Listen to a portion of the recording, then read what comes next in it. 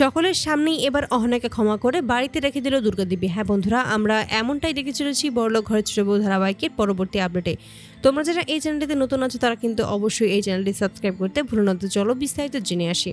অহনার মা অহনাকে বুঝিয়ে সুঝিয়ে তাদের বাড়িতে নিয়ে আসে। সেখানে আসার পরেই পল্টুর সাথে দেখা হয়। এতে করে পল্টু ক্ষিপ্ত হয়ে যায়। পল্টু তখন বলে যে এই মেয়ে এই বাড়ি থেকে এক্ষুনি বেরিয়ে যাবে, কিন্তু অহনা তার কোনো কথাকে না শুনে বাড়ির ভিতর প্রবেশ করে। এতে করে বলছে তোমার সাহস কী করে হলো, তুমি আমার কথা অমান্য করে এই বাড়ির ভিতরে প্রবেশ করেছো?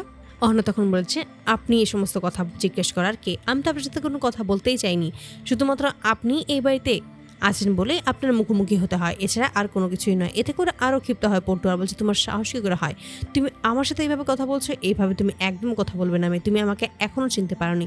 তখনই অহনা বলছে আমি খুব ভালোভাবে আপনাকে চিনতে পেরেছি পল্টু দাদা, আমি শুধুমাত্র মায়ের কথাই শুনতে চাই, আমি মায়ের সাথে কথা বলতে চাই। ঠিক তখনই ক্ষিপ্ত হয় পিসি ও কাকি। তখনই অহনার মুখোমুখি সে দাঁড়ায় আর বলছে তোমার সাহস কী করে হলো, তুমি আমার ছেলের সাথে এরকমভাবে বাজে কথা বলছো, বাজে ব্যবহার করছো, এটা তুমি একদম ঠিক করছো না মায়ে। ঠিক তখনই অহনা বলছে পিসিমা আমি কিন্তু আপনার কোনো প্রশ্নের উত্তর দিতে প্রস্তুত নই, কারণ এই বাড়িটা আমার শাশুড়ি মায়ের, তাই আমার শাশুড়ি মা যা বলবে তাই হবে।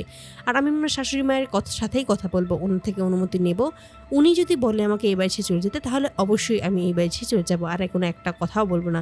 কিন্তু শাশুড়িমা যদি আমাকে বলে এই বাড়িতে থাকার জন্য তাহলে আমাকে এই বাড়ি থেকে কেউ চলে যেতে বাধ্য করতে পারবে না।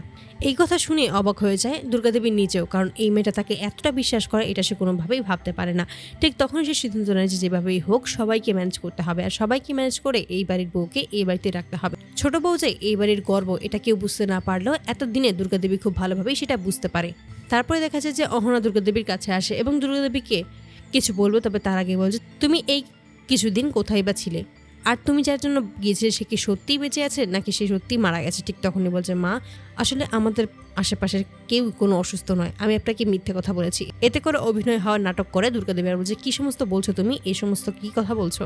ঠিক তখনই অহনা বলছে হ্যাঁ মা এটা সত্যি, তবে আমার যে মা সে কিন্তু আমার এই মিথ্যেকে প্রশ্রয় দেয়নি, সে সত্যি সত্যি বলতে বলেছে সকলের সামনে, তার জন্যই আমি সমস্ত সত্যি আপনাদের সকলের সামনে স্বীকার করছি। আমার বিয়ের এক্সাম ছিল আর সেই এক্সামেই আমি দিতে গিয়েছিলাম, এক্সাম শেষ হওয়া মাত্রই কালকে আমি আজকেই চলে এসেছি, আর একটা দিনও আমি সময় নষ্ট করিনি। এতে করে দুর্গাদেবী মনে মনে খুবই খুশি হয়ে যায়।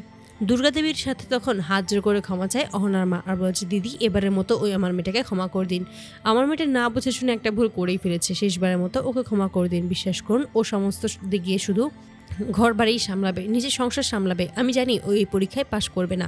এতে করে অবাক হয়ে যায় অহনা সহ বাকি 3 বউ। এটা কীভাবে এরকম কথা বলছে অহনার মা সেটাই কেউ বুঝতে পারে না।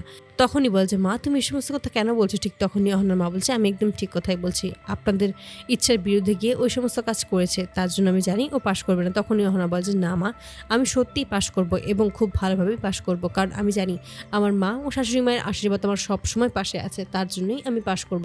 তারপরেই তখন সকলের কথা শুনেই অহনা থেকে তখন অহনাকে ক্ষমা করে দেয়, বলছে বেশ তুমি তাহলে নিচে ঘরে যাও এবং চেঞ্জ করে আসো। এতে করে সকলে অবাক হয়ে যায়, এভাবেই যে দুর্গাদেবী সবাইকে তাক লাগিয়ে দেবে, অহনাকে মেনে নেবে, এটা কেউ কখনোই ভাবতে পারেনি। তো বন্ধুরা তোমরা কি চাও যেন এবার এভাবেই সকলের সামনে যেন অহনাকে ক্ষমা করে ওই বাড়িতে যেন রেখে দেয় দুর্গাদেবী? অবশ্যই তোমরা তোমাদের মতামত কমেন্ট বক্সে জানতে ভুলবে না। ধন্যবাদ।